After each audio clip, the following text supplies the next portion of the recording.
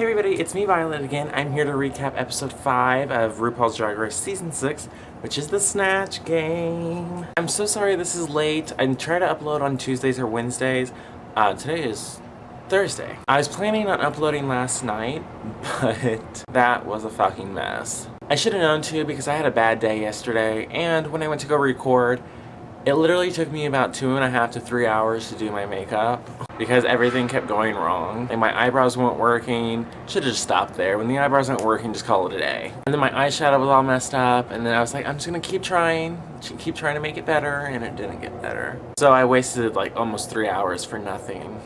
Not even a picture. Anyway, here we are today in a new setting again. I'm trying to keep you guys on your toes. But Jared's asleep in the bedroom, and I'm not gonna record while he's in there sleeping because that's a little weird. Anyway, let's get right onto the show. So in the beginning of the episode, the girls come in after April's elimination, and Trinity, everybody's congratulating Trinity for a job well done on the lip sync. And Darian was surprised that she was in the bottom because she thought she looked great, and she thought that she looked better than Milk. And then she kind of goes on a, not really a rant, but talking about how she doesn't really understand why Milk is still there and how she's doing better than other people. Which I think Darian's pretty and everything, but her attitude more and more is starting to like rub me the wrong way. Like she's kind of bitter about some things. I don't know. We'll see how it progresses. And then Adore goes over to Laganja. So if you guys remember last week's Untucked, it was a fucking mess. And Laganja was throwing a little pity party, I guess. Laganja starts telling Adore about that, and Adore's like shocked and like feels bad for her. The next day, the girls come in and Laganja's wearing some weird ass shit on her head. I don't know what it was. Hi, kitty.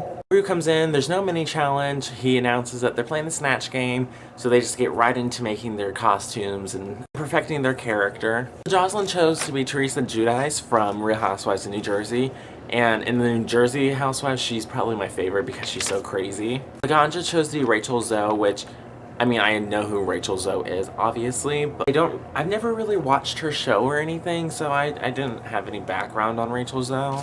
Bianca chose to be Judge Judy, which was a perfect fit, I think. RuPaul's also a big fan. Adore chose to be Anna Nicole Smith, which is hilarious, and I'll get to it, but I love Anna Nicole Smith. Ben chose to be Maggie Smith. Maggie Smith is in Downton Abbey, and she's also the older professor in Harry Potter.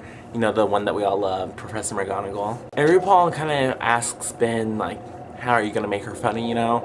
And if she had a backup plan. And her backup plan, she said, was Alyssa Edwards. So she does an impersonation, and it was just kind of rough to watch. I'm like, just stop. Please stop, please. I'm glad she chose to stick with Maggie. Next is Milk, who chose to be Julia Child. And again, RuPaul says, how are you gonna make her funny? Milk just kind of stands there with like a blank expression, trying to gather some words to say. It chose to be Selena, like the original Selena, not like Selena Gomez. And again, Ru's like, how is she funny? Gia, as usual, tries to pull something out of her ass to make sense, and it doesn't. So as she's doing her makeup, she's still debating on who she wants to be because she's not 100% sure. I'm glad Bianca called it out, but she's like, how are you doing your makeup if you don't know who you're gonna be? She ends up being Kim Kardashian. Whoop-de-fucking-do. Brittany chooses to be Fran Drescher, Trinity decides to be Nicki Minaj, and Darian chooses to be Paula Deen. So we get to the Snatch game, and Rue starts introducing the guest judges and all of the snatching celebrities. Most all of them look good and have a good introduction, except for a couple. It was a little bit rough. It was rough. She didn't really know what to say.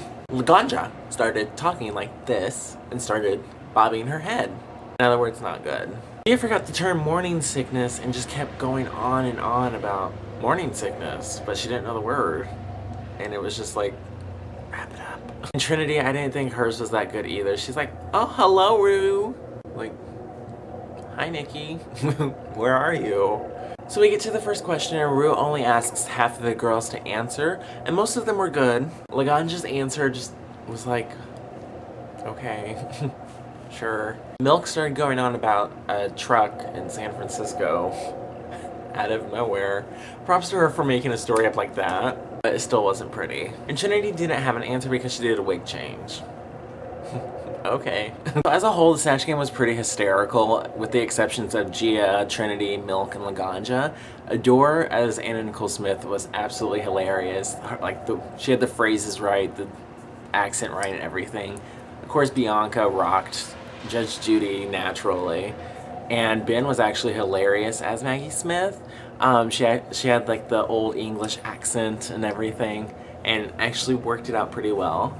I was definitely surprised. So after the Snatch game, the girls go in the workroom and prepare for the runway, which is Night of 1,000 Rus. So they have to dress up in a RuPaul look. Get to know a little bit more about Ben and his past.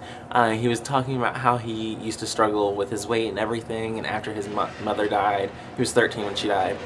After she passed away, his life was just really hard and everything, which I think a lot of people can relate to. I don't know what the fuck that noise just was. I think a lot of people can relate to that. I haven't lost a parent or anything, but I can't imagine, especially your mom.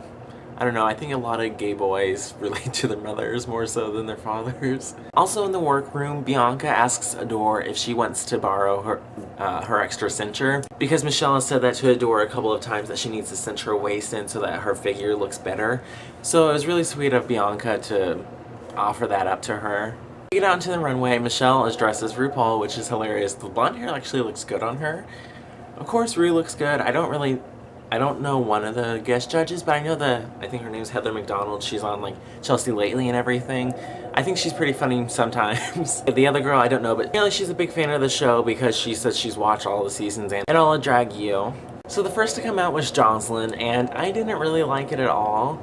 Again, with like the Snatch game, there was something about it that I didn't like. I don't know if she was doing her face different or something, but it just wasn't pretty to me. But she's so cute and bubbly, like it's hard for me to say that, but I didn't like it. Gia was next, and I didn't really like that either. The hair I didn't like at all. The dress wasn't bad, but I don't know if it was in the dress or something, but I don't know if she was using it as her boobs or something, but whatever was right here was not cute. It was just looked ballish. I don't know. I didn't like it. And the thing that got me is that she didn't do her makeup like RuPaul's in the picture. Like, I would do the whole thing. Great. She was channeling like the superhero, I forget the name of the person, but like kind of like a cat suit, and it was all sparkly and everything, and it looked great on her, and her makeup always looks really good. I give her props for that. Laganja's wasn't bad. Hers was based off like the season 4 promo, like the glamazon, futuristic glamazon type of look. Though RuPaul's was all gold and Laganja's was like black and purple. What? Bianca came out next, and she looked absolutely stunning. I think her look was from like the Untucked Room or something. One of those. I can't remember which. But she had a beautiful like silver glittery gown on and like silvery makeup. The only thing though is that she didn't match the hair. She had like Bianca's hair on, you know. It wasn't very RuPaul-ish. Adore came out next, and she looked beautiful in this like eggplant, dark purpley colored gown. And she had her cinched waist, so it looked great on her. And the hair was nice and big. Michelle said it wasn't really RuPaul-ish. I thought it was kind of RuPaul-ish, but that's just me. Trinity looked beautiful. She had this silver and like greenish gown, and she actually made herself, and her makeup was beautiful too. You can definitely tell she's a pageant girl with the makeup and everything, but it's beautiful. She pulls it off well. Same goes for Ben. She looked great. She had this big yellow gown on and everything. Of course, Courtney, the showstopper that she is, came out in this like silver nude bodysuit with these silver wings. It was stunning. And then Milk comes out dressed as RuPaul, and the guy RuPaul, not the girl RuPaul. So he has the whole suit on and everything, and a bald cap on, which was not applied that well. I've never messed with a bald cap, but I think if you're going to rock it on the runway, I would practice or something, because you could clearly see the edges everywhere. That's my critique with it. As far as dressing as a boy on the runway, like, I see it on both sides.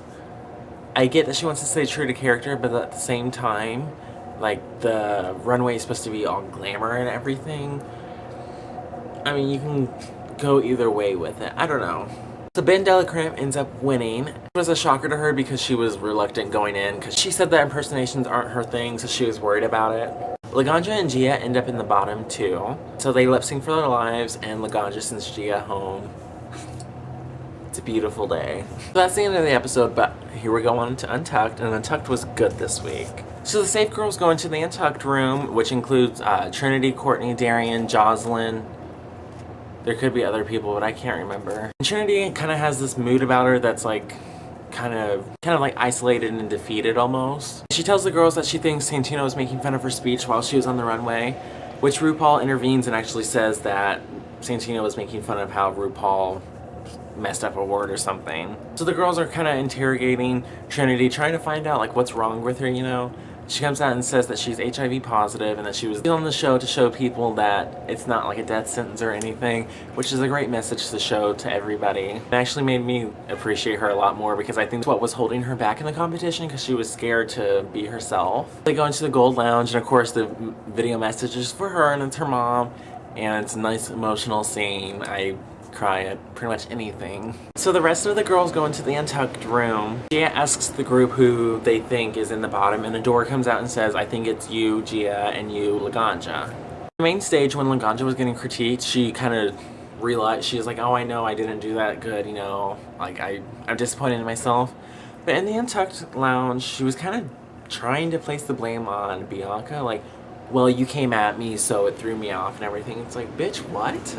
She tries to call out Adore, telling Adore that when she came for her today, it really hurt her feelings. She says like some passive-aggressive thing about kind of insinuating that Adore didn't have a heart. Adore's like, whoa, whoa, whoa, what the fuck are you talking about? For some reason, Laganja can't remember the thing she said to her or when she said it to her, but she was really hurt by it. So Adore and Bianca kind of like team up and like kind of put Laganja in her place where she needs to be. And Adore tells her like, listen bitch, I haven't said anything to you today other than stick your chin up. And Gia's trying to like defend Laganja, and it was like, what the fuck? Before they go back out to the main stage, Laganja has like a little breakdown moment and says that she can't do it, and Gia is the one there to bring her back up, like just come out here and let's do it, and you know. And Laganja ends up staying and Gia goes home, which after I watched Untucked, I was like, I kind of wish that Laganja would have went home, because there's something about her that's just like so, I can't even think of a word to describe her. There's only so much that you can edit. Like I've seen people like, oh, it's probably the editing that's making her look bad. Like you can't edit a lot of that stuff in there. Like you can't edit together the phrase, well, I can't remember what you said to me, but it hurt me. I don't know. It's gonna take a lot for me to kind of like her character again. I don't know. It's just these past two Untucks have been really bad with Laganja. Like I haven't liked her in either of them. So we'll see what happens next week, I guess. So that's it for this week. Again, I'm sorry it's up a little bit late, but at least I still made it for you. Down below, I'll have all of my links to my social media, my Tumblr, Facebook, Twitter, the whole shebang. And down below, let me know who your favorite Snatch Game contestant was. Mine was definitely Adore, Bianca, and Ben. And down below, also let me know what you think of Laganja, like what your take on it is, because I would like to know. That said, I will see you guys next week. Bye!